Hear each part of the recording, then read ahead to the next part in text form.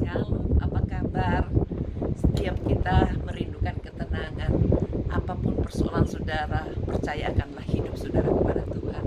Dia sanggup menggantikan kekacauan menjadi ketenangan.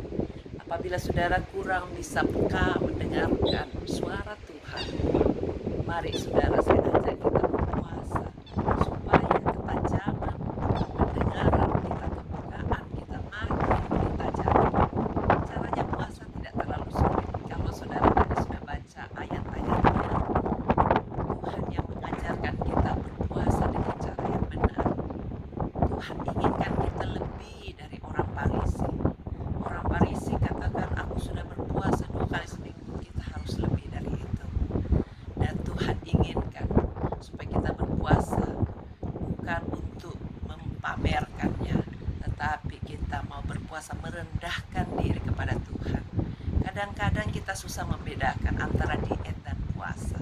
Kalau saudara mau diet, kadang-kadang tidak terlalu tajam pendengaran kita karena kita sudah biasa dengan diet. Tapi kalau saudara sedang diet dan berkata, Tuhan mulai sekarang aku puasa, mulai encer, suara Tuhan itu akan mendengung kepada saudara, memberikan petunjuk-petunjuk yang lebih maksimal lagi, lebih efektif lagi.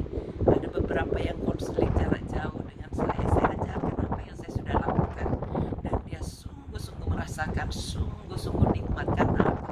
Dia tidak punya beban berat lagi, karena dia tahu setiap kali dia mengalami kesulitan, dia hanya tanya Tuhan, Tuhan langsung jawab kepadanya. Bayangkan saudara harus ngurus mertua, harus ngurus bapak, mama yang sudah semuanya serba tua, yang harus tiap setengah jam bangun, mau dikencingkan, harus ngurus ipar yang HIV, harus ngurus suami yang tidak peduli keluarga, harus ngurus anak dan pekerjaan. Siapa yang bisa kuat melaksanakan tugasnya seperti itu? Tapi saya percaya tugas saudara mungkin berbeda dan saudara merasa terlalu berat. Tapi ingatlah Tuhan berkata, tidak ada percobaan yang melebihi kekuatan saudara. Apapun yang menjadi kesulitan saudara, berpuasalah. Lihat caranya berpuasa yang salah, yang benar, dan hasilnya di ayat yang ke-8 sampai yang ke-12. Semua karakter-karakter sisa-sisa peninggalan zaman nenek moyang yang berabad-abad, ratusan tahun bisa dapat diruntuhkan dan dibangun kembali hanya dengan berpuasa. Jadi maksimalkan cara untuk saudara berpuasa. Saudara juga bekerja, katakan kalau saudara sudah tidak makan malam karena sore sudah selesai makan, Tuhan aku mulai berpuasa. Kalau saudara miss makan pagi karena makan pagi kan memang cuma sedikit, nah itulah puasa saudara. Dan siang saudara bisa makan lagi setelah jam 12, itulah namanya puasa. Sudah berapa jam puasa? Itu bukan diet, karena saudara ucapkan saya mau puasa Tuhan. Jadi setiap hari saudara bisa lakukan itu. Kalau saudara terlalu berat bebannya, kalau tidak terlalu berat bisa 2 kali seminggu aja. Ya, siap saudara ya. Percayalah Tuhan itu mendengar, dia tidak tuli, dia punya telinga untuk mendengar dan punya mulut untuk menjawab setiap seruan doa kita, sehingga kita menjadi tenang menghadapi setiap situasi. Apapun yang menjadi persoalan saudara, ada yang berkata, Tuhan tolong supaya anak tirinya tidak main game lagi, terlalu banyak main game, tidak terlalu baik. Karena apa? Tidak sempat berpikir apa yang menjadi tujuan hidupnya. Masa sih tujuan kita dilahirkan untuk main game? Kita doakan juga dia supaya Tuhan tolong ya. Kita doakan supaya semua gempa ataupun malapetaka yang ada di mana-mana di sana sini biar segera reda dan menjadi tenang. Hati kita harus tenang. Mari kita nyanyikan pujian ini ya.